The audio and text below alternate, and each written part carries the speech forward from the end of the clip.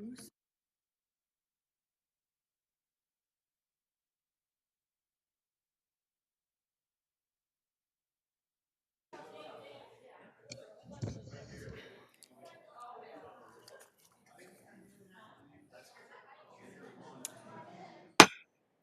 Tuesday, March 3rd, 2026 meeting of the Eden Prairie City Council is now called to order. Please rise for the Pledge of Allegiance.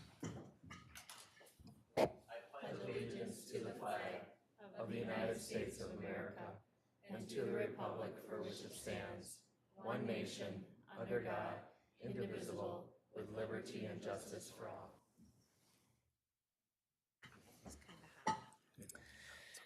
It's customary for me to read at the beginning of each city council meeting an open podium invitation to our residents.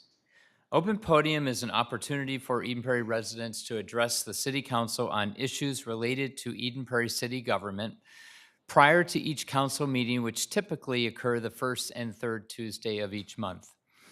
These open podiums occur from 6:30 to 6:55 right here in the council chamber. If you wish to speak at open podium, please do contact the city manager's office at 952-949-8412 by noon of the meeting date with your name, your phone number, and subject matter so we can be better prepared for you. Open podium is not recorded or televised. If you have questions about open podium, please do contact the city manager's office. Mr. Getchell, we have, I guess I would even say a fun proclamation. They're all positive, but we have a good one this evening. I'll turn it back to you. We do. Thank you, Mayor. It's related to our Eden Prairie Polar Plunge. And I will call up our police chief, Matt Sackett, to introduce the topic. To bring up some special friends here. We have Elizabeth Neville, who is one of our area Special Olympics athletes with us, and Officer Jason Hunt, who is the coordinator for our Polar Plunge this year. So I want to go through a few slides, just give you a little bit of an update on Polar Plunge. And Elizabeth has some great words for you, and then we'll get on with the proclamation. So Polar Plunge really is about Special Olympics and raising money for Special Olympics. An exciting event. There's many different fundraisers for the year in different locations. Polar Plunge has 29 locations this year in Minnesota. More information can be found at plungemn.org. This Saturday, a week from this Saturday, March 14th at 12 p.m. is our event. Going to be pretty exciting, Riley Lake Park. Last year, we had 551 plungers, raising over $176,000 just in Eden Prairie, just at our event. And through the 18 years at our event in Eden Prairie, they've raised over $2.3 million for Special Olympics. And I think that's a pretty amazing testament to our community and the people that get involved with that. We always have a large team from the police department down there, but it really takes the effort of a lot of people in our community to do that. So some pretty exciting stuff. A variety of pictures that come out of these from every year where it's jumping into the ice, into the water, sorry. We've had years where it's running in that upper left corner there. We don't know exactly what this year will bring. We'll see what the weather brings. But whether it's rain, snow, ice, no ice, you run in or jump in, and it's a pretty fun event. So I could go on about it, but I think Elizabeth would have some better words and more knowledge about what Special Olympics means to her. Hi, Elizabeth. Hi. Hi, everyone. My name is Elizabeth Neville. I am representing Special Olympics and law enforcement torch run programs. I am an athlete and a leader. I am so honored to be here tonight. I would love to thank Officers Carter and Jason, Chief Matt, and the Eden Prairie City Council for your continual support throughout the year. I have been involved with Special Olympics since 2010. I participate in tons of different sports, such as bowling, bocce, basketball, dance, poly hockey, golf, track, solfit, tennis, and swimming. Wow. I am also a Special Olympics global messenger. So, Special Olympics is not just about sports. It creates leadership opportunities, volunteer opportunities, and it builds friendship and inclusion. Did you know Minnesota is hosting the Special Olympics USA Games this summer? There will be 3,000 athletes, 10,000 volunteers, and it's going to be held at the U of M, Blaine, and Brooklyn Center locations. As an athlete, I have won many gold medals last year, and I am so honored to be selected to the 2026 Special Olympics USA Games on Team Minnesota track. I will be running the 100 meter, 200 meter, and the 4x100 relay. As a volunteer, Special Olympics also offers growth opportunities, such as speaking events, leadership roles. I am the new 2026 LETR council member. We also do fundraising like Cop on the Roof, cop bagging, plane pole, and the polar plunge. So far, I've plunged 3 times in the Eden Prairie's Lake Riley. One year it was the snowstorm. One of them was running into the lake, and one of them was only 30 degrees. Yes, every time was freezing, but it was definitely for a good cause. Thank you again for cheering on Special Olympics, spreading inclusion, and supporting people like me. Thank you.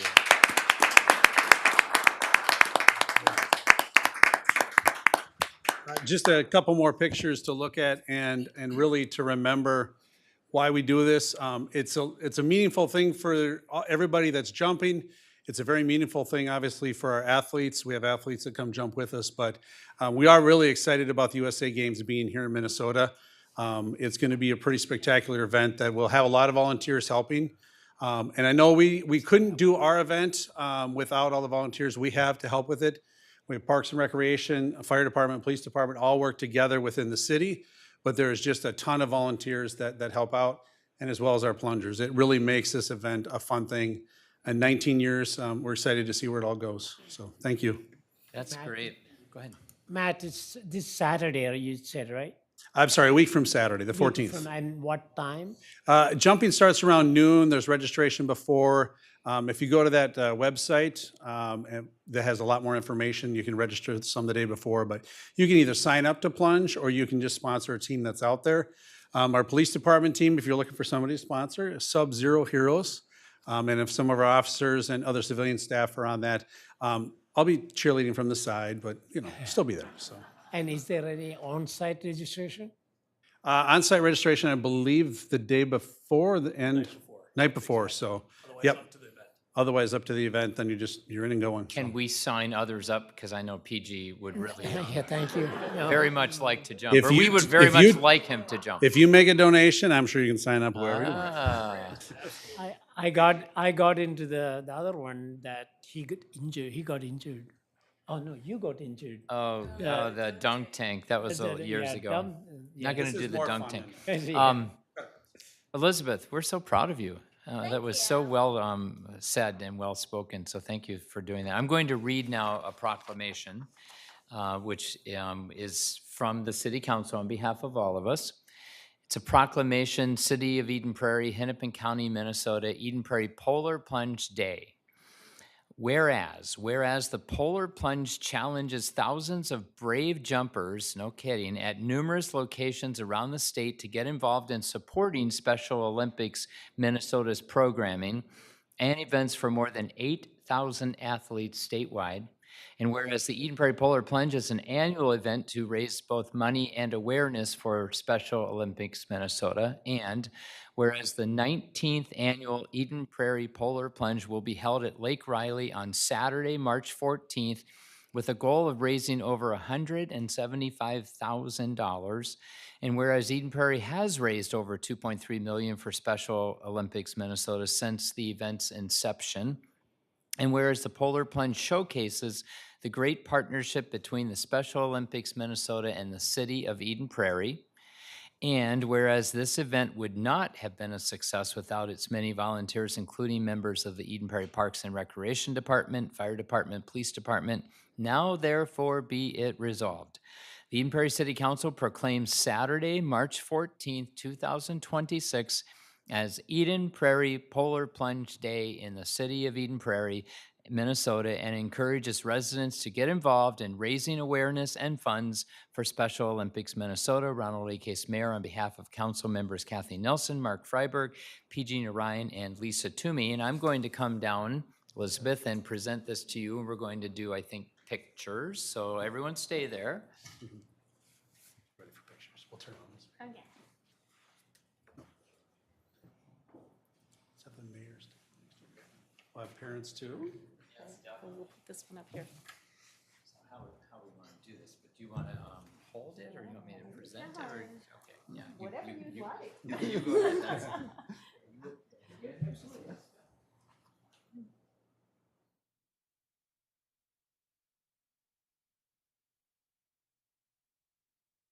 Cheers, Paul.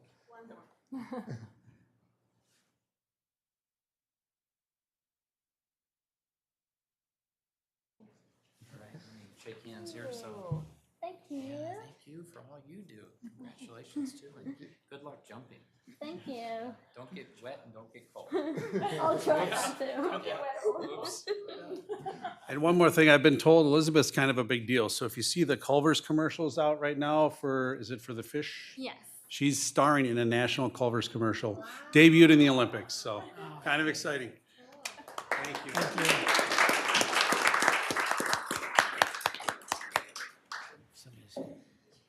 All right. So next on our agenda is approval of the agenda, and Council Member Toomey, I believe you have a council member report to Oh, sure. add to the agenda. Absolutely. Okay.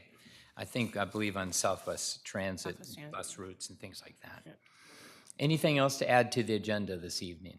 Can I have a motion then to approve the agenda as amended?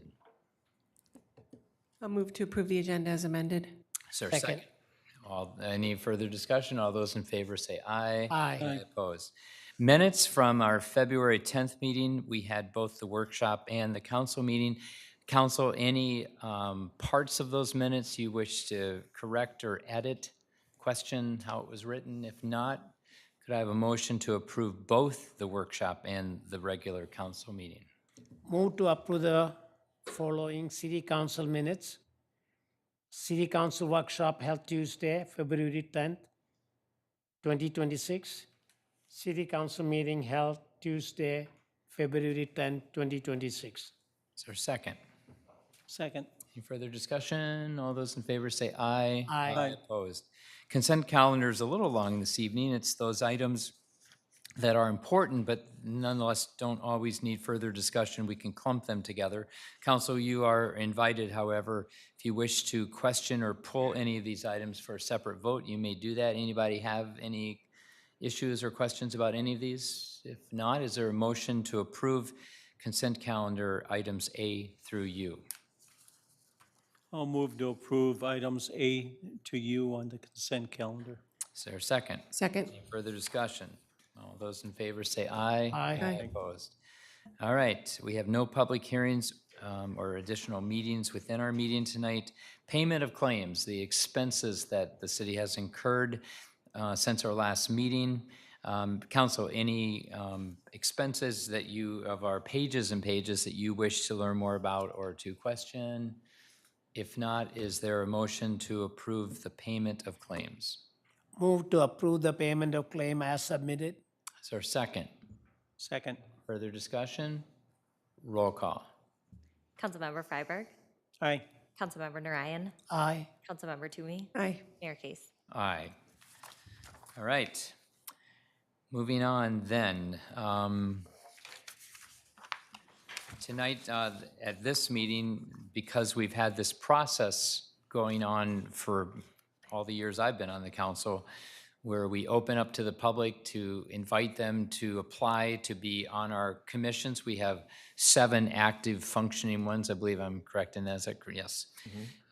Which we fill with volunteers, with our residents. They're tremendous help to us on the council. They're often the experts in their field. They advise us. They vet sometimes issues and problems and projects in some cases out there. So tonight, after interviewing and selecting, we have the honor of actually appointing commissioners to various commissions. So the first motion is 5 bullets long, but it's appointing to 5 of those 7 because 2 of them did not require additional appointments this year. So maybe we'll just go down the line. Do you want to, Lisa, just make? Do you want me to do the whole entire thing? Yeah, all 5 bullets. Is that fine? Then we'll Sure. have PG do the next clump and go to Mark. Okay, I will move to appoint to the Flying Cloud Airport Advisory Commission Stephen Bolig, Alan Matson, and Nick Rogers with terms ending March 31st, 2029, and appoint to the Heritage Preservation Commission Nancy Cass, Rod Fisher, and Betsy Woods with terms ending March 31st, 2029, and appoint to the Parks and Recreation Commission Cecilia Cervantes, Patrice Erickson, Kevin Harris, Dwayne Hookham, and Troy Parrish with terms ending March 31st, 2029, and appoint to the Planning Commission Peter Palmisano, Steve Schumacher, and Pooh Civilay with terms ending March 31st, 2029, and appoint to the Sustainability Commission Michelle Frost, Musa Osamani, and Haiku Peters with terms ending March 31st, 2029. Second. Good job. It's always hard to read names. I'm sorry, Musa. Any further discussion? All those in favor say aye. Aye. Aye, opposed. All right. Again, appreciate our volunteers from the community, the time and the effort and the energy they give to serving our residents, but also serving us in so many ways up here on the council. All right, Mr. Gretcho, do you want me to toss it back to you each time, maybe just to give it back to you on the Board of Appeal and Equalization here? Mayor, if I could, I just want to mention one thing. And you did say we have 7 commissions, and we're only taking action, just want to mention quickly, only taking action on 6, because we didn't mention the Human Rights and Diversity Commission because we didn't have anybody with terms up. So I just want to mention that's why we didn't hear that commission mentioned. And then the Board of Appeal and Equalization is a little bit different because this commission really only meets for one purpose for one time. I say one time, typically it is one meeting. Sometimes they may need 2 meetings to simply hear appeals for resident valuations that may come through the property tax statement or through the tax statement. And so the council appoints residents that are experienced real estate professionals or professionals in the real estate field. And so we've been doing this for a number of decades, and that is the Board of Appeal and Equalization. So these are people, several of them returning, who have extensive knowledge in the real estate market of this area and Eden Prairie. And just as a reminder then out to all of our residents, and we don't have a whole lot of people in the audience tonight, but there are maybe people listening at home or that will live stream this later, or it wouldn't be a live stream, you'd stream it later on in the week or next couple weeks. But evaluations came out, well, I got mine this week, so I'm assuming pretty much everybody received them this week. And they are done in consultation with the county, but we have to, by state statute, be within a certain percentage of what we believe is the actual valuation, that if you were to sell your house, this is what you would get. If somebody is a resident and they, ardently, deeply disagree that their house, usually you don't want your house to be valued high, but until you sell it, right? And then you want it to be high. But this is one of those times where sometimes it may shock people to see that their house is worth maybe more than they think.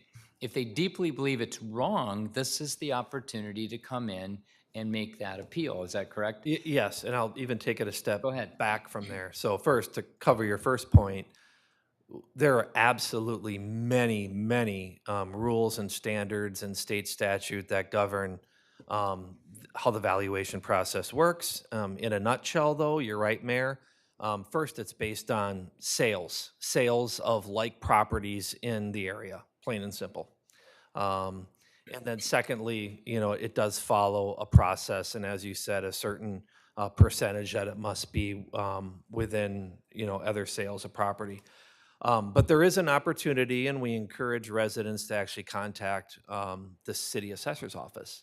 So that's step one. So please call the city, and any one of our city assessors will meet with any individual homeowner, will talk with any individual homeowner, will come out to your property.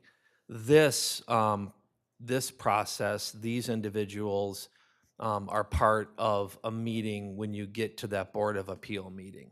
That is I wouldn't call it that final process, because then you still have an opportunity legally if needed, and we have very few properties that go to that process. But I definitely I think it says on your statement, if you have questions, you can call the city assessor. And just a reminder that if all property in the city went up exactly the same, all property goes up, it doesn't even matter if it's a lot, 20%. If everybody's property went up 20%, the good news is you, in theory, could sell it for 20% higher. But the other good news is that your taxes would basically, if the city kept our budget exactly the same for next year, which is almost impossible to do because of salary raises and whatever. But if we did, then your taxes would stay exactly the same. In other words, your valuation can at times drive your taxes, but only if you went up and someone else did not go up in valuation, which occurs sometimes. Residential goes up, apartments go down, commercial stays flat. There's all kinds of moving pieces there. But in and of itself, valuations going up doesn't instantaneously drive your taxes next year. It could impact it, but it's not a one-to-one correlation by any means or causation. So just a thought on that. So don't get totally freaked out. I mean, in a way, it's good news, because if you did sell your house someday, that's good news that the valuation is going up. All right. With that, Council, anything else anyone wants to add to that? We kind of went off on I think, an important conversation. But then, Councilmember Ryan, would you make the motion to appoint the Board of Appeal and Equalization? Yes.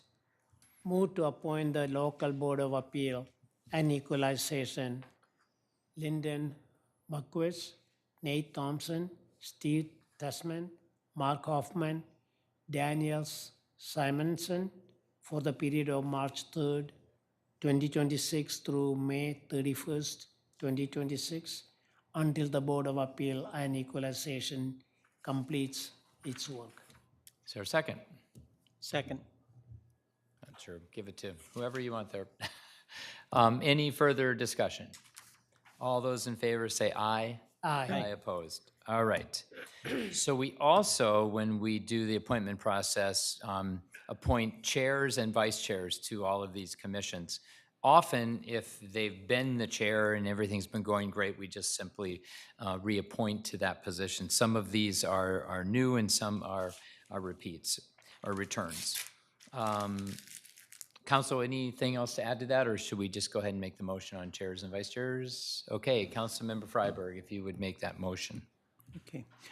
I move to appoint Mark Morhawk, Chair, and Nick Rogers, Vice Chair of the Flying Cloud Airport Advisory Commission, and appoint Robert Bowles, Chair, and Paul Thorpe, Vice Chair of the Heritage Preservation Commission, and appoint Patrice Erickson, Chair, and Pedro Curry, Vice Chair of the Parks, Recreation, and Natural Resource Commission, and appoint Tricia Duncan, Chair, and Ed Farr, Vice Chair of the Planning Commission, and appoint Aaron Polk, Chair, and Cindy Hoffman, Vice Chair on the Sustainability Commission, and appoint Gregory Leeper, Chair, and Barbara Kahn, Vice Chair of the Human Rights and Diversity Commission. Great, is there a second? Second. Choice again. Any further discussion? All those in favor say aye. Aye. Aye. Opposed, all right. Council member reports, Council member Toomey. There was an article in the Star Tribune about the high-density routes of, that they were talking about with the buses, and Southwest Transit was mentioned in there, correct? Oh, yes. Yeah. Am I you hadn't read the article yet? No, I had Absolutely. not, so I Yeah. understood you wanted me to Oh, talk about this because Got I'm it. on the Do you want me to commission. preface it a little bit, or Yeah, I yeah, will do yeah. that happily. Sorry. No, not a problem at all. I'll read the Star Tribune in the morning, and sometimes there's an article relating to Eden Prairie, so I'll give our city manager a call. Not before 5 o'clock in the morning. I try not to, but I'll call him. It's this particular article. It talked about a discussion topic that's been talked about for really decades, probably, but for sure in the last 5, 6, 7, 8 years, where when back in the 90s, money was pulled from the, particularly Minneapolis, but the core city bus systems, the transit systems, and divvied back out to the suburbs as opt-outs. They had the choice actually to opt out of the city, Minneapolis, St. Paul, whatever bus system, Metro Transit, or stay with it. The opt-outs at the time had a funding stream that was pretty stable and constant. Since that time, the legislatures played with it, and the funding now channels through Met Council and touches Metro Transit. It's much, much messier. Often, Metro Transit that feels they don't get enough money eyes that money, that pot of money that's going out to suburbs like we want it back. Part of the problem is some of these opt-outs have done a phenomenal job.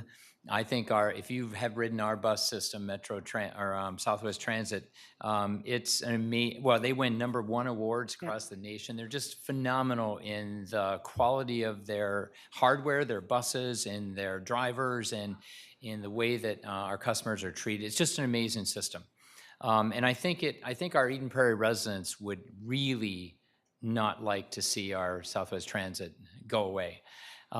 So in the legislature right now, they're looking, some of the legislators, particularly the ones that represent more urban core city areas, are looking at grabbing at that money. And so they looked at the per rider subsidies. That was what the article was about. Yeah. And some people don't even realize that when you hop on a bus down in Minneapolis, the government pays $5 instantly to have you hop on that bus. And some of the bus routes are $8 or $10. Some of the bus routes that are south of the river were like $28 per rider the moment a rider jumps on that bus. Now, again, if society decides that's, which I think often around urban areas across the United States of America, they decide that is an expense. It's an equity issue, that is an expense that we want to carry. But I asked Lisa to comment on this because we got pulled into that mix, I think unfairly, and that's what I think I'd like you to respond to. Yeah, so what they spoke about in the article was a lot of the high-density routes and considered high subsidy for the routes. So of the 28 total routes that were listed between 5 different providers, 9 of them are Met Council routes and 18 are other opt-out providers. Southwest Transit has no routes that are considered high subsidy. Based on their list, right, absolutely. Yep. And it's unfortunate, anyways. But Southwest Transit Express bus routes are 20% less expensive to operate than Met Council's comparable routes. Our passenger subsidies in 2024 were $12.07 per passenger compared to $15.42 for the Met Council. Southwest Transit operates a very efficient system, and not only that, they were also the fastest growing transit agency in the state, with ridership growing 14% in 2025 compared to 2024. And this is something that I think is really important. It's important to know that, as Mayor Case said, there are some at the legislature that would like to take Southwest Transit away from Eden Prairie, and that's unfortunate. So we're urging people to tell your legislators how you feel about losing this critical service To contact them, you can go to swtransit.org and click on the legislative action page to find out more about how you can help keep Southwest Transit in Eden Prairie. And it's just, yeah, as Mayor Kay said, it's just a phenomenal service, and consistently winning awards, and I think it's, would be a shame if anything happened. I don't have my facts exactly correct. I'll have the idea, I think.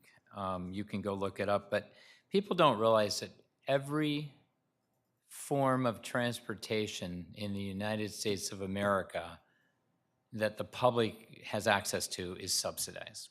Now, I've read it before, I don't know what it is, but when you get in your car and you drive on 494, I think I've heard things like every mile we're subsidizing you 50 cents a mile, something like that. It's not insignificant. We subsidize everything. That's what government does.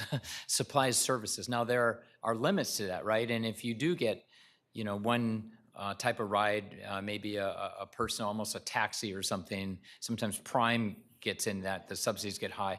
If you're subsidizing $50 per person for this ride over here, when we could do it much less expensively over here for $10 or something, that makes lots of sense. LRT, you're going to hear a lot about per rider subsidies. I would just encourage everyone to keep a more open mind that there are lots of reasons governments get in the business of public transportation. And one of those paybacks is economic value to the region. And I'll just throw this out since I'm digressing famously tonight. So if with the LRT, which a lot of people are very upset, $2.8 billion and all the cost overruns. Just heard a number that the Met Council, I think, confirmed. There's already been $6.5 billion of economic development along the Green Line extension in the last 5 years. Or maybe that's 10 years. But point is, 2.8 billion has generated 6.5 billion of economic growth in this region.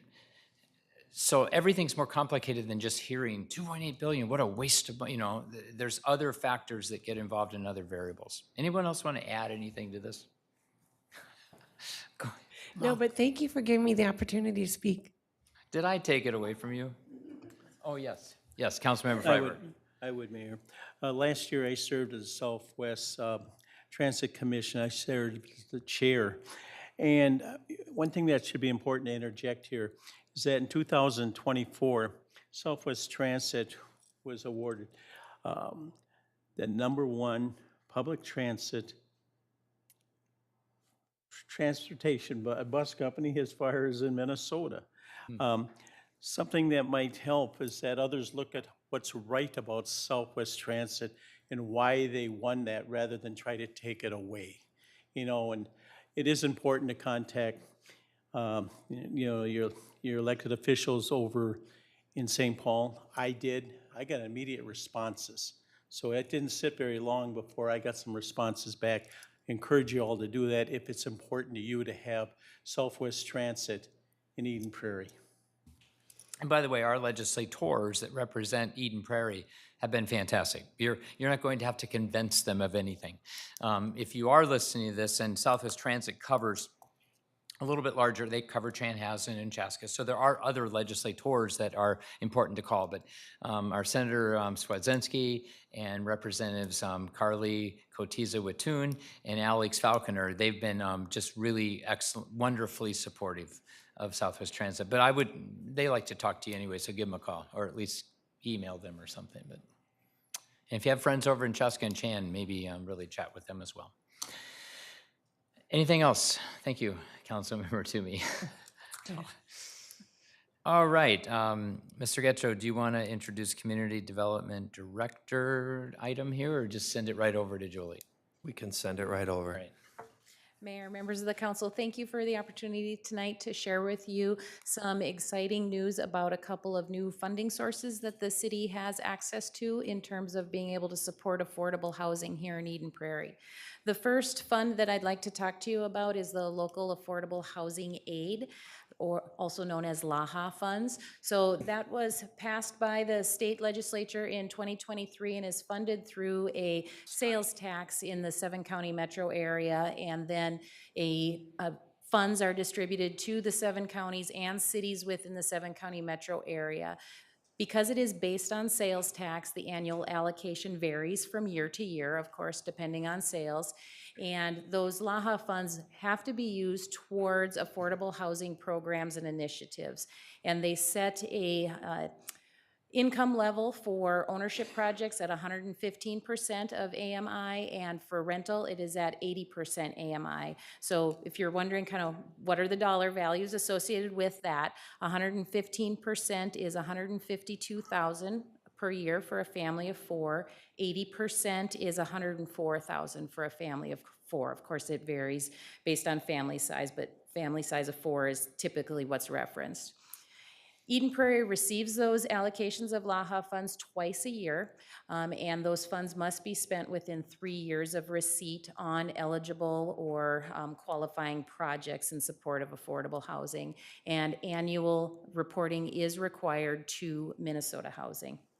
So when we take a look at how Eden Prairie is spending its dollars in order to support affordable housing here in Eden Prairie, those funds are used in a variety of different ways for both home ownership and rental. So through a first-time home buyer loan program, that's a program that city staff facilitates and implements through applications and income verification. Also residential rehab loan programs. So think about folks who maybe need new windows or need a new roof and they're low to moderate income and they would qualify for loans of this sort. A pilot program that the city has just kicked off within the last year is a first generation, first-time homebuyer loan program. So the additional requirement there is that you would be the first person in your family history to own their own home. And then rental assistance is something that the city supports through PROP. Dollars are provided to PROP and they distribute those funds through their rental assistance program. And then kind of looking down the road for longer term plans, the city has also set aside some funds in terms of larger residential rehab projects. So think about some of the older townhome projects that were built maybe in the late 70s, early 80s. They're getting to a point where they need across the board improvements. St. John's Woods is a project like that last year that had projects of siding and windows. So then in those instances, city staff gets a lot of requests from owners in those projects asking, or in those developments rather, asking for some assistance. So putting aside some money, anticipating that over the 3-year term that we get to keep LAHA funds on the books, that we would have those dollars available to help support residents. And then also looking at future redevelopment projects, setting aside or earmarking some additional dollars if there is a project that maybe it's an older apartment building that needs some improvements, or it's a naturally occurring affordable project that is looking at maybe some other improvements or reconstruction that they would be looking to the city to help support with that. And looking at all of these potential uses for the LAHA funds, city staff has built into its policy that as we're getting towards the sunset date of that 3 years, or we see that there are programs that are underutilized, staff would have the ability to reallocate funds to where there might be emerging needs. So say for instance, a first generation, first time home buyer application doesn't come in within the time frame that the city needs to spend those dollars. We could then reallocate those to rental assistance or a rehab loan program or wherever there is additional need. And so looking at the LAHA impacts to date, because we have received 2 years worth of LAHA payments, there have been 5 first-time homebuyer loans distributed, 18 rehab loans distributed, 45 households have received rental assistance in 2025. Now, the city recently provided a commitment to PROP to provide $125,000 in rental assistance. That 45 households does not include that recent allocation. So we're early in 2026, so we haven't received the updates of how many of those dollars or how many households have been supported. The second funding source that I'd like to share with you is the city's Affordable Housing Trust Fund. Again, this is something that is, there is authority in statute for cities to create an Affordable Housing Trust Fund, and the city did that in 2022, anticipating that there would be grant dollars available for the state and wanting to put in place a tool to support affordable housing for the community. And the city was fortunate enough to be selected, and we have secured a grant for $150,000 from Minnesota Housing. And again, similar to LAHA, there are some income limits and there are qualifying and eligible expenses. Those qualifying and eligible expenses under the Affordable Housing Trust Fund are very similar to those for LAHA. So the only difference in terms of the income levels is that the state median income is applied in terms of the Affordable Housing Trust Fund. Julie? Yes, 150,000 is one-time grant? correct. Okay. Correct. And so those funds as well must be spent within 3 years, and there is reporting that needs to go back to the Met Council, to Minnesota Housing, from which the city received the grant. So when we look at how the city anticipates spending those trust fund dollars, again, supporting first-time home buyer, rehab, first-generation, first-time home buyer rental assistance. The additional opportunity here is with the Community Land Trust. As we've talked about in other conversations, there are roughly 20 to 22 homes in Eden Prairie that are owned by a Community Land Trust, and the city does provide support to that organization as well. And then through this grant, the city is also able to use a small portion of the grant proceeds to support administrative costs of the grant. I have a couple of questions. Yes, sir. Is this information is described in our website detail-wise, so people ask questions, we can just point it to them in terms of all the different variant? Absolutely. Specifically in terms of the first-time home buyer, the rehab, the first generation, all of that information is on our website along with the specific staff member that's most knowledgeable in administering those programs, and they would be the best person to contact to get specific information. And the new LAHA fund as well there?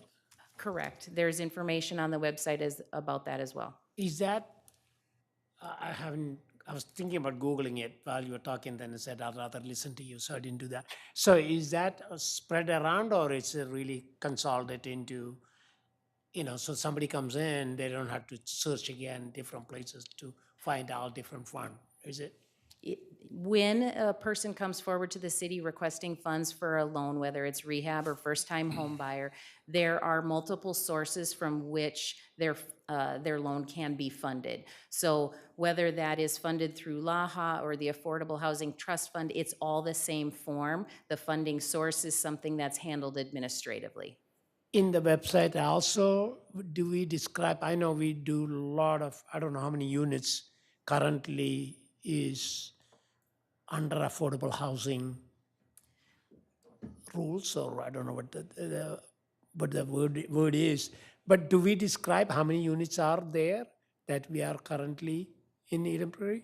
So mayor, members of the council rather, with our multifamily projects that receive TIF, they are providing affordable units as a part of the TIF agreement. They're also providing some inclusionary housing units at affordable rates. All of that information is on our website as well with regard to which project has those units in and what number of units are in each of those projects, and contact information for that specific development in case, do you want to live in a certain apartment building over another. Thank you, Judy. The reason I'm asking is I did talk to Mr. Getcho, got some misinformation from people. They're just confused. So I was just wondering, hey, if you want to get the facts, go here, right? Rather than just listening to rumors. That's the reason I was asking about the website and so on. Thank you.